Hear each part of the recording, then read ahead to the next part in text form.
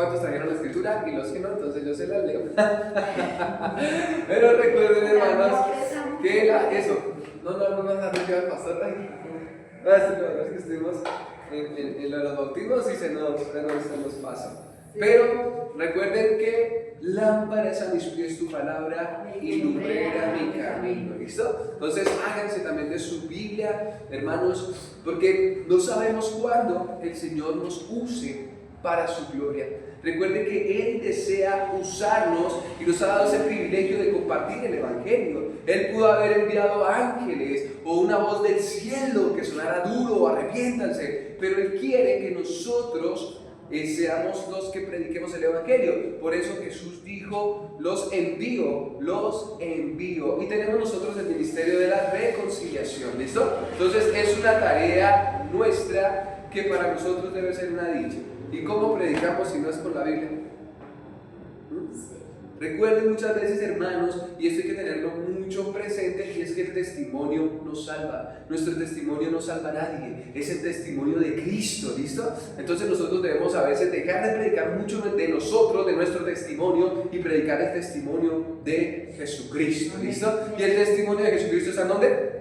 En la palabra, ¿listo? Y Satanás lo que menos quiere es que tú hagas dos cosas: que ores y que leas la Biblia. Si tú te la pasas orando sin leer la Biblia, te conviertes en un fanático. Y si tú lees la Biblia sin estar orando, te conviertes en un religioso. Entonces tienes que tener ambas formas. Entonces es orar y leer la Escritura. Ambas van de la mano, ¿listo? Vamos a continuar. Estamos en el Evangelio de Lucas. Recordemos que Lucas escribe ¿a quién? A Teófilo, que era como un amigo en la fe, ¿cierto? Y Lucas dice: voy a recopilarte todo de una manera tan perfecta y exacta que tú tengas claridad de lo que pasó, de quién es Jesucristo. Y entonces empieza a narrarle la historia, que estaban en el tiempo del rey Herodes, ¿cierto? Y que había un hombre que era sacerdote llamado Zacarías, ¿cierto? Y tenía una esposa que se llamaba Estamos haciendo recordar, ¿listo, hermano? Para que podamos nosotros tener en la mente grabada la palabra de Dios, porque es que eso es lo importante. A veces incluso no podemos llevar la Biblia. Ustedes se imaginan yo cargando mi Biblia a todo lado. O sea, es grande, pero la Biblia, ¿dónde la debemos cargar?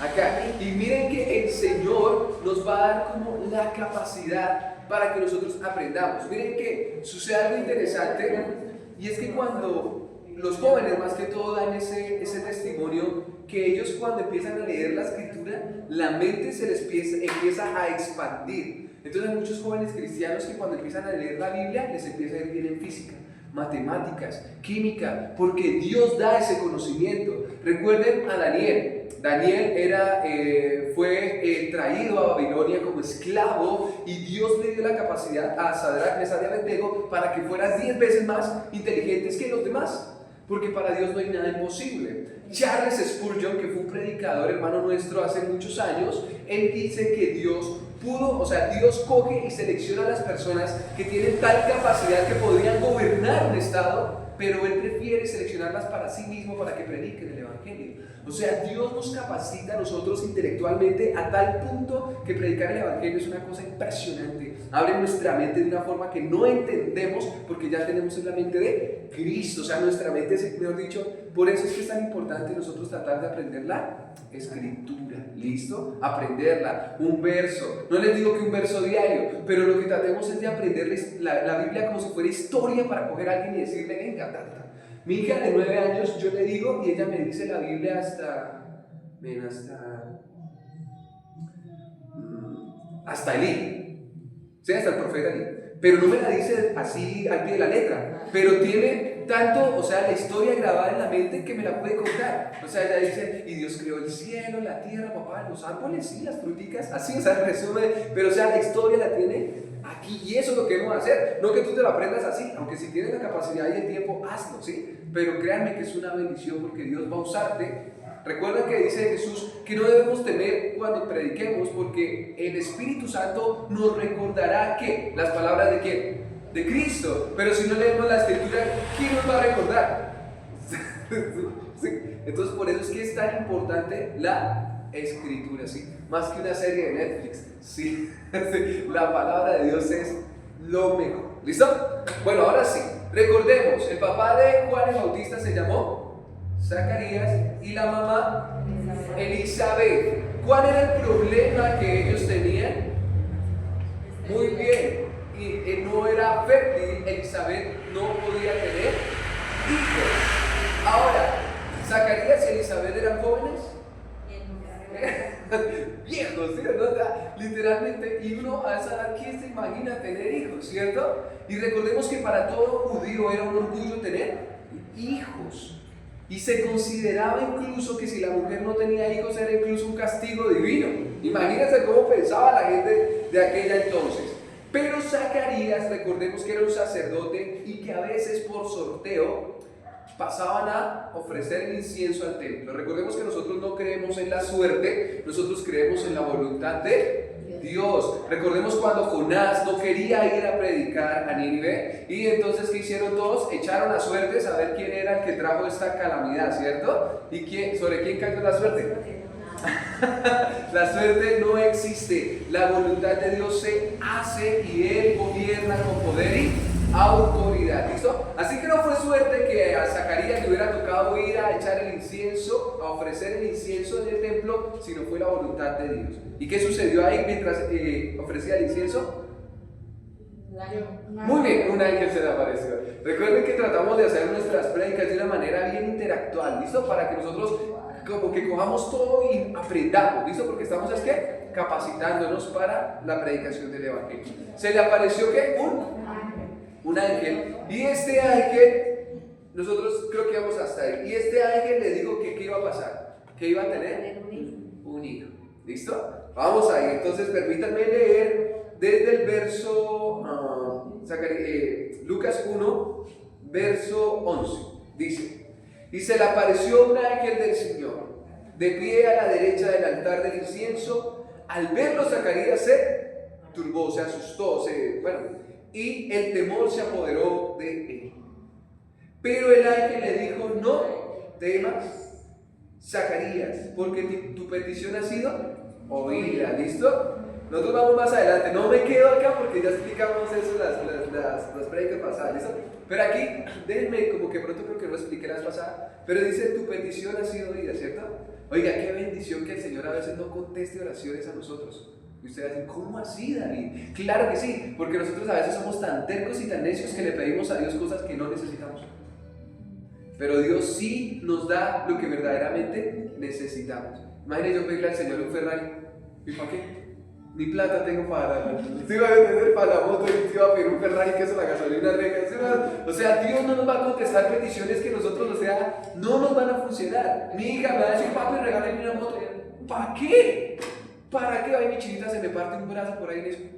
Porque no tenemos todavía la capacidad. Entonces Dios no va a contestar oraciones que, no nos van a hacer de beneficio. Pero esta oración bien bonita sí la contesta el Señor. Digo, un hijo, qué bonito. Entonces tu oración ha sido oída y tu mujer Elizabeth te dará a luz un hijo y lo llamarás Juan. Y tendrás gozo y alegría. Muchos se regocijarán por su nacimiento, porque él será grande delante del Señor. Esta parte, este verso, se explicó en la prédica pasada. ¿Listo? Entonces está en YouTube. Entonces voy a adelantarme un poquito. ¿Listo?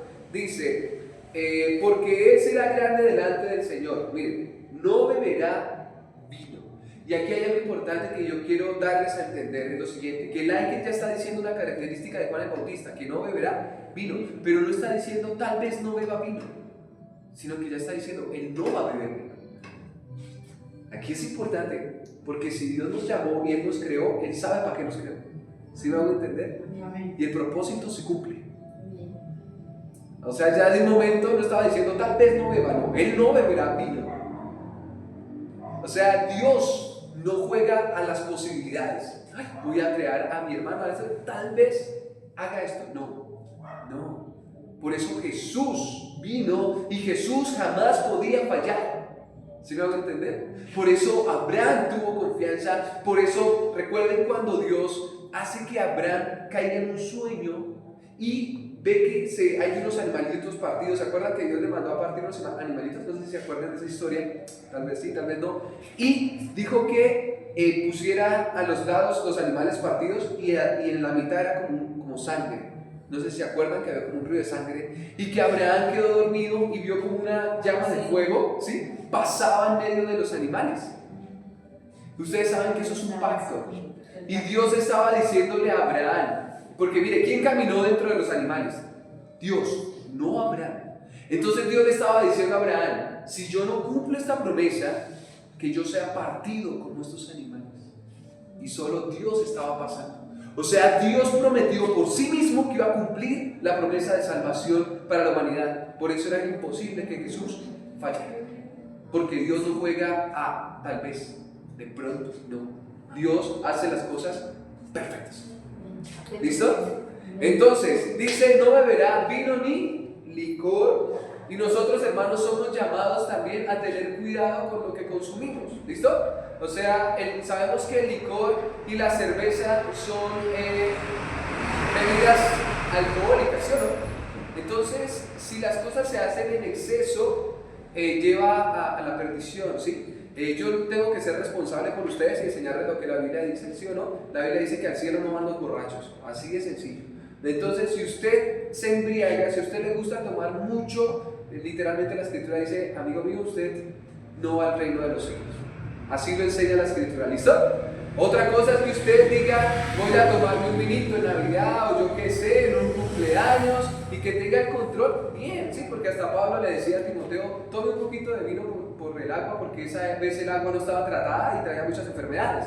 O sea, todo tiene que ser bajo control. Pero si usted se entrega al vino, se entrega al alcohol, pues déjame decirte, no tienes dominio propio ni autocontrol y te está llevando eso a la perdición. ¿Por qué los borrachos no heredan el reino de los cielos? Porque un borracho es una persona que pierde la conciencia. Un borracho es una persona que toma tanto que y al día siguiente, oiga, en serio yo le pegué. Diga, ¿qué es eso?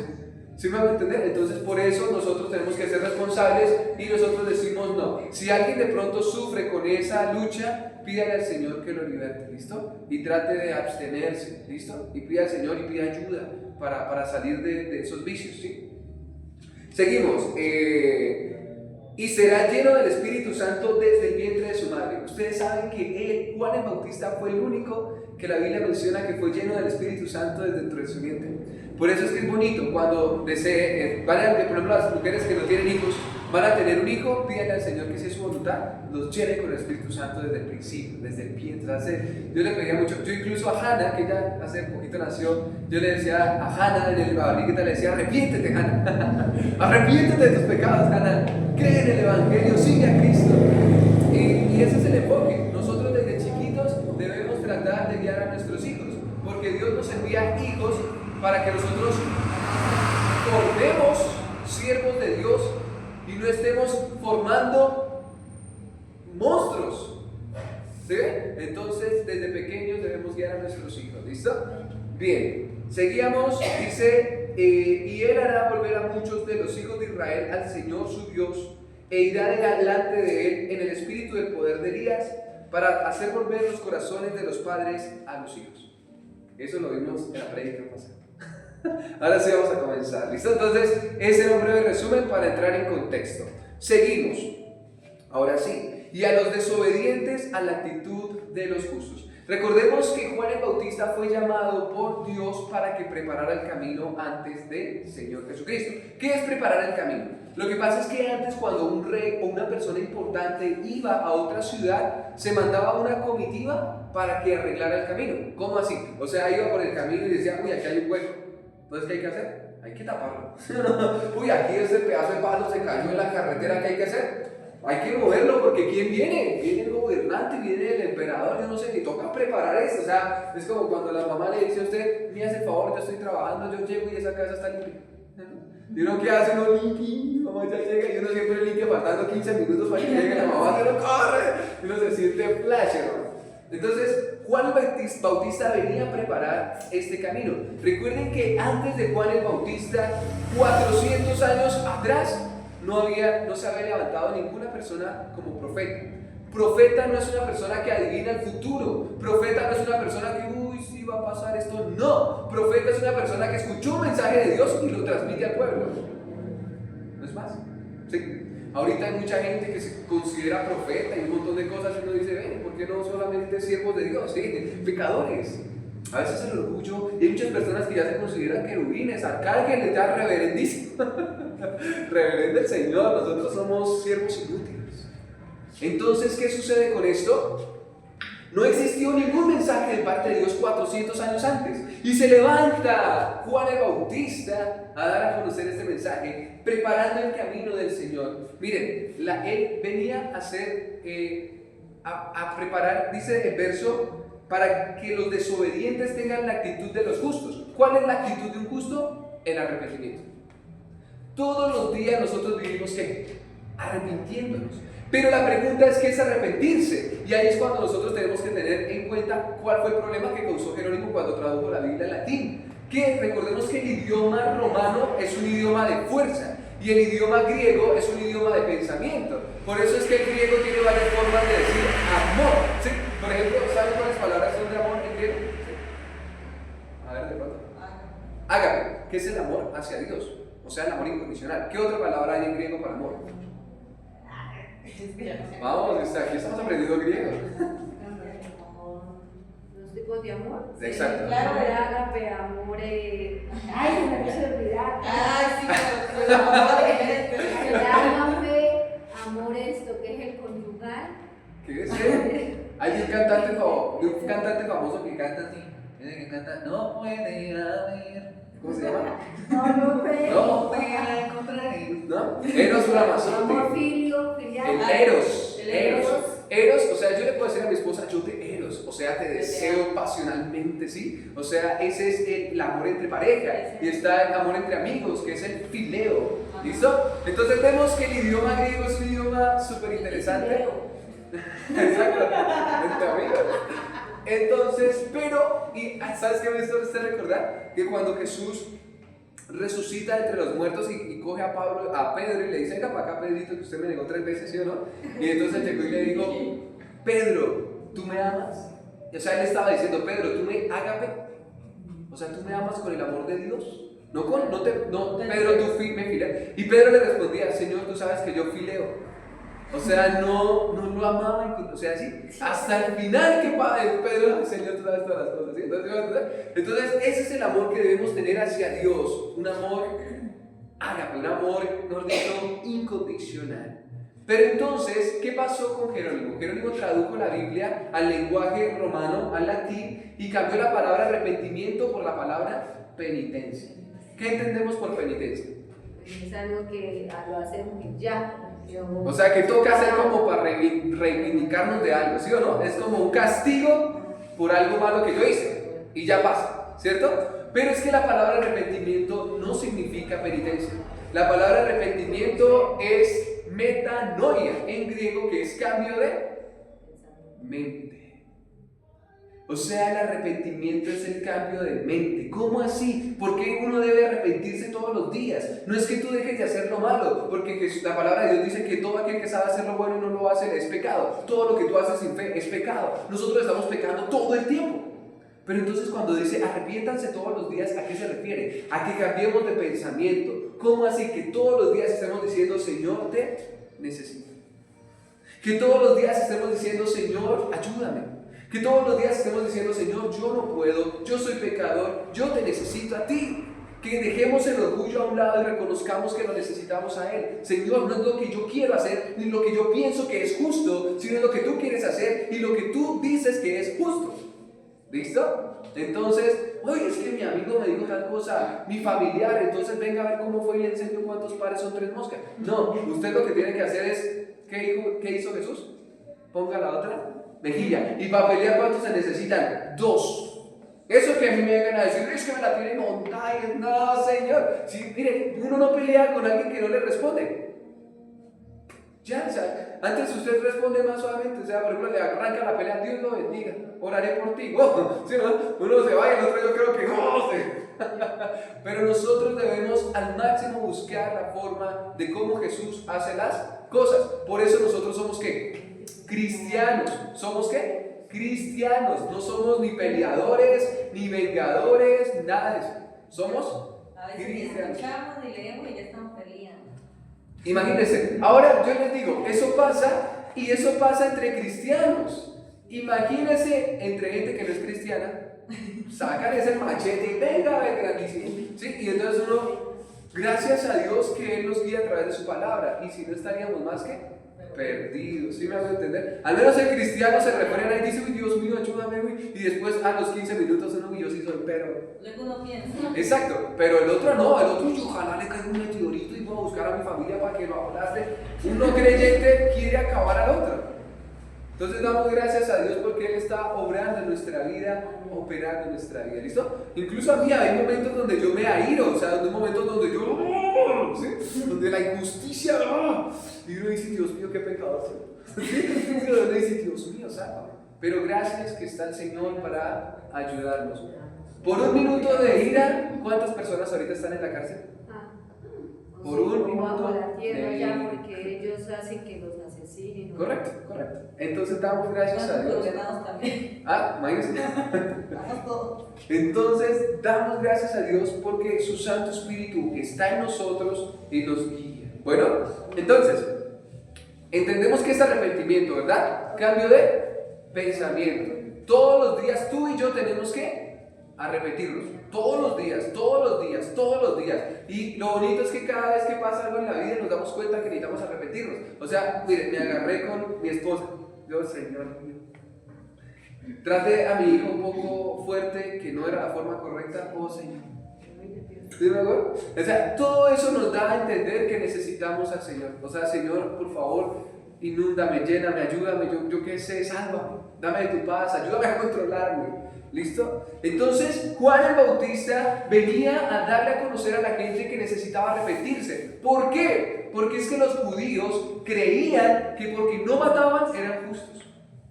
Pero sí se ponían a bailar y sí podían pelearse y groserías y rencorosos toda la vida, entonces, pero no eran pecadores porque nunca mataron.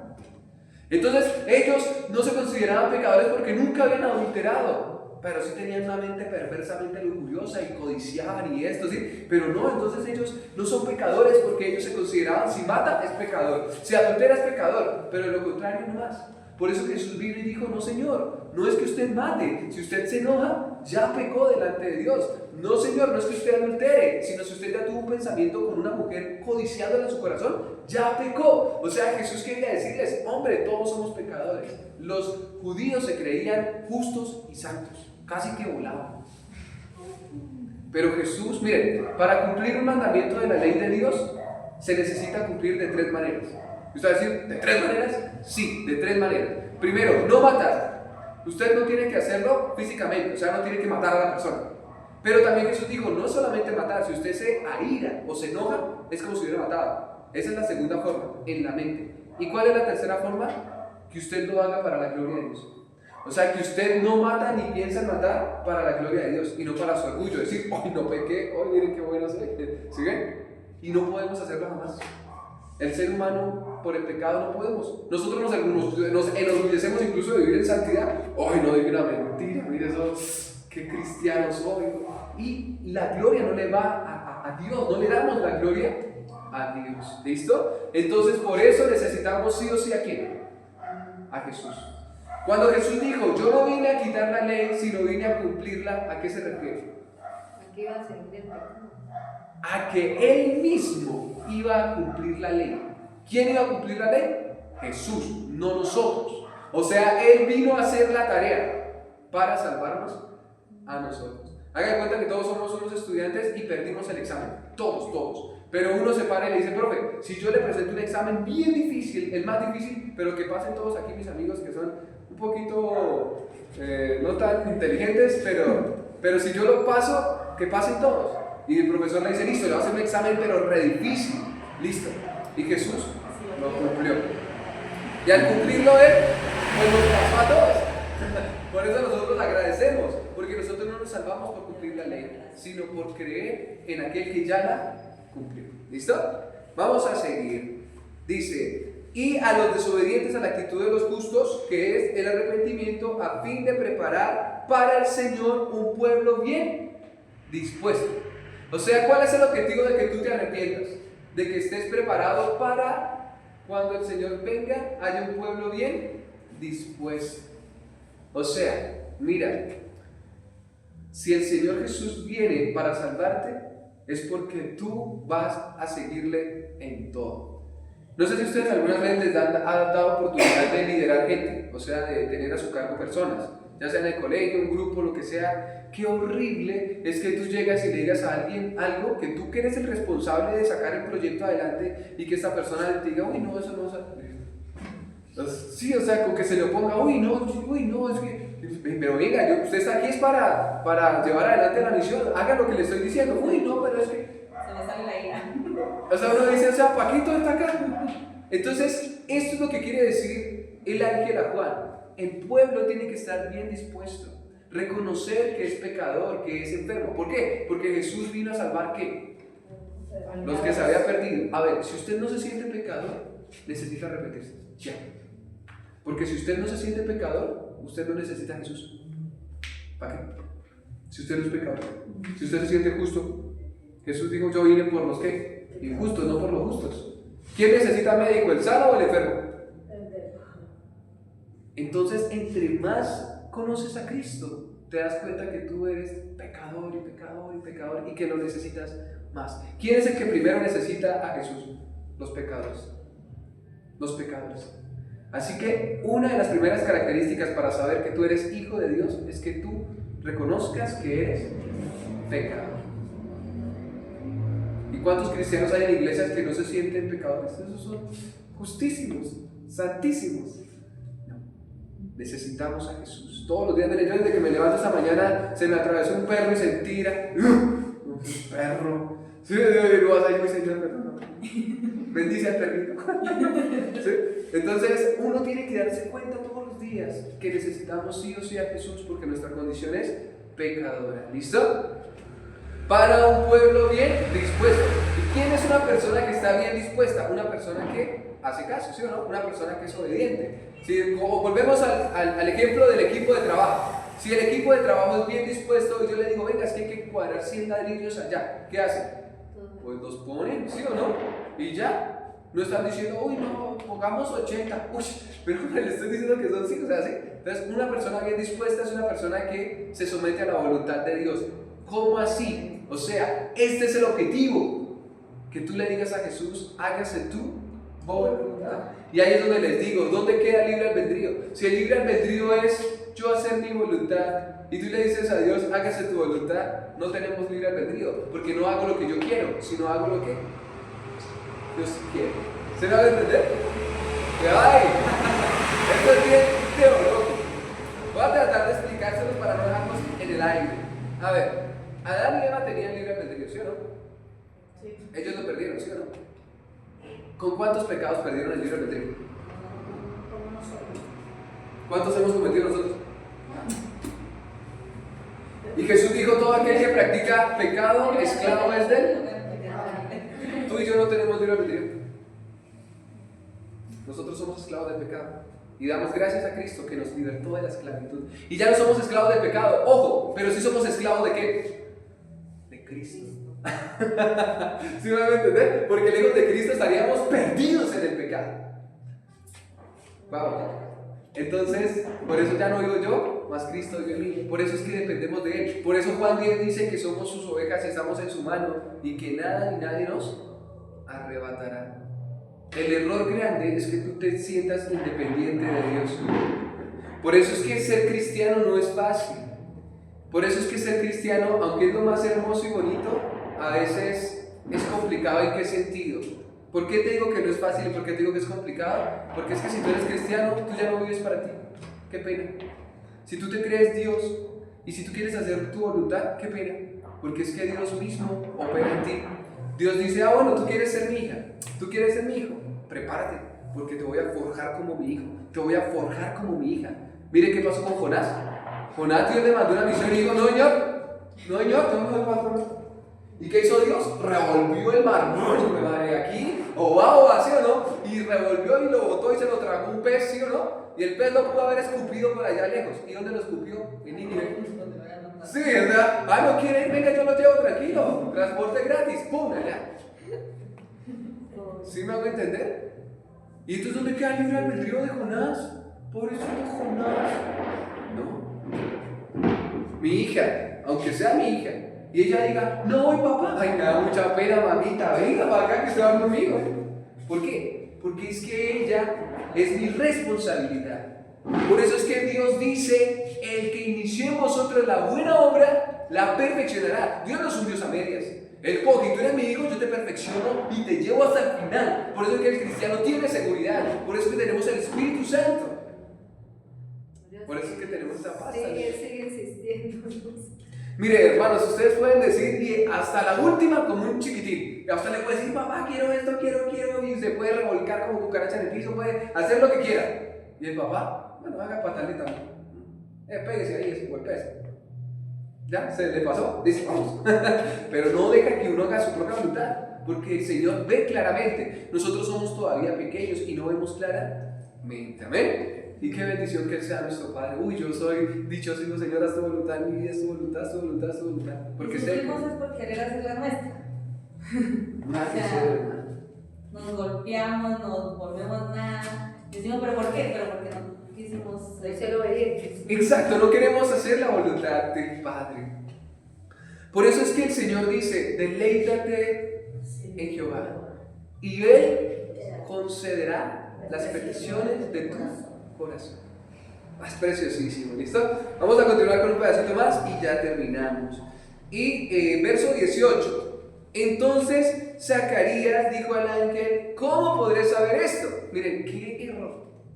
Está igual que Abraham y Isaac, que dudaron de la palabra de Dios. como la naturaleza humana. Ahí está. Y entonces, ¿qué aprendemos de esto? Que si la palabra de Dios dice, si Jesús dice que cree en mí, tiene vida eterna, yo, ¿y en qué conoceré esto? No, tiene vida eterna, amén, tengo vida eterna. Si Él dice, enviará el Espíritu Santo, amén, tengo el Espíritu Santo. Y no estar cuestionando a Dios por todo. ¿Sí me van a entender? ¿Qué pasó? Esto es una respuesta, pregunta de duda. Él está diciendo, ¿y cómo sé que eso es verdad lo que usted me dice? Imagínese. Y nosotros jamás debemos dudar de la palabra de Dios. Si dice la palabra de Dios que Él es nuestra fortaleza, amén. Si Él dice que estará con nosotros hasta el fin de los días, amén. Si vienen algunas dificultades o aflicciones, no vamos a decir, ¿estará Dios conmigo? Porque estaríamos dudando a la palabra. Si viene una aflicción o una dificultad en nuestra vida, vamos a decir, Señor, viene esta tormenta. Viene esta tormenta, ¿sí o no? Pero tú estás en mi barca. Tú estás en mi barca.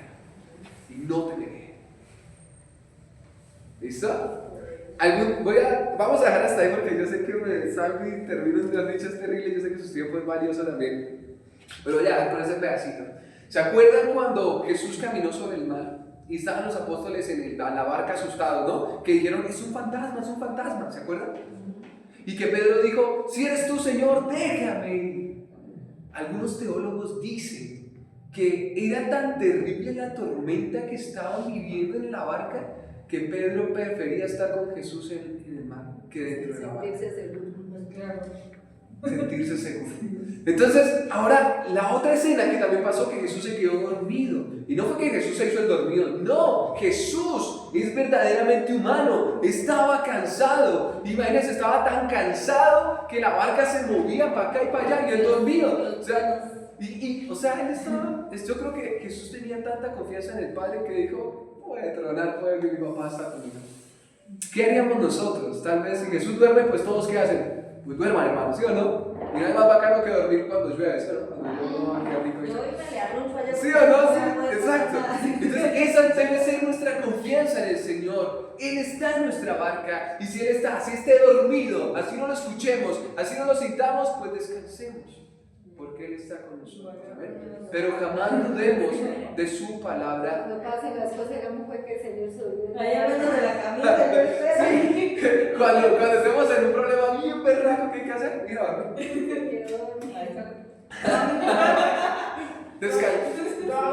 descansar en el Señor. O sea, la mente la misma mente es el cuerpo. Usted está tan agobiado de todo eso y usted hoy descansa y. Un descansar. Qué mejor ejemplo que el de Jesús, ¿no? Tú no eres del agua, vamos a dormir un ratito. Descansemos en el Señor, o sea, por eso incluso David, los jueves que estamos estudiando los Salmos, David dice, iba perseguido por el hijo y quería matarlo el hijo. Y David dice, me acosté y dormí y desperté, porque el Señor me sustentaba. Pero él dice, me acosté y dormí y desperté. Ojo, mucha gente se acuesta pero no duerme. Sí. Pero David, me acosté, dormí y desperté. Porque el Señor, o sea, todo descansa en el Señor en la confianza. Entonces, eso es lo que debemos hacer. ¿Listo? Vamos a dar hasta el verso 18 ahí. Vamos a entonar una canción, darle gracias a Dios por este día, por su palabra. Recuerden que esta serie está siendo grabada para que pronto ustedes se es que está espectacular. Entonces, para que puedan, sí, para que sigan esta serie y puedan. Sí.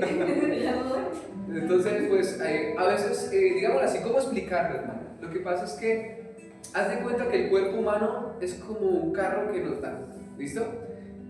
Y nosotros decidimos meterlo por trocha o por buena carretera. Entonces, si hermanos, ustedes de niños comieron muchos dulces, cuando grandes van a sufrir de azúcar. Y no vamos a echarle la culpa a Dios, porque Dios, o sea, yo te di tu cuerpo, tú pudiste comer verduras, no quisiste comer tomate ni cebolla, pues allá tú. Sí, o sea, en ese aspecto nosotros tenemos que decir, venga, yo sufro, por ejemplo, yo tengo, pues ahorita en la rodilla, ¿y por qué? Porque yo juego mucho fútbol, entonces también hace ni descansaba. Y yo decía, pues Dios no tiene la culpa. Antes, gracias a Dios, no pierdo por ahí mi pierna. Dios, antes no me pasaba nada grave. Pero entonces yo caigo en cuenta y digo, venga, no, es que es mi decisión. O sea, por eso dice la Biblia que nosotros somos el templo del Espíritu Santo. Entonces, está en nosotros también cuidarnos. ¿Listo? Entonces, pues, si comes mucha grasa, si no tomas agua, si no duermes bien, si prefieres ver la tormenta y estresarte con el problema y pensar en vez de descansar. Sí, o sea, miren que a veces hasta la filosofía del hippie, ¿saben cuál es la filosofía del hippie? El hippie dice, todo problema tiene solución, ¿para qué preocuparse? Y si no dice, y si no tiene solución, ¿para qué preocuparse? Entonces debemos descansar. Bueno, vamos a ponernos sobre nuestros pies, vamos a cantar a nuestro Dios, a darle gracias, porque es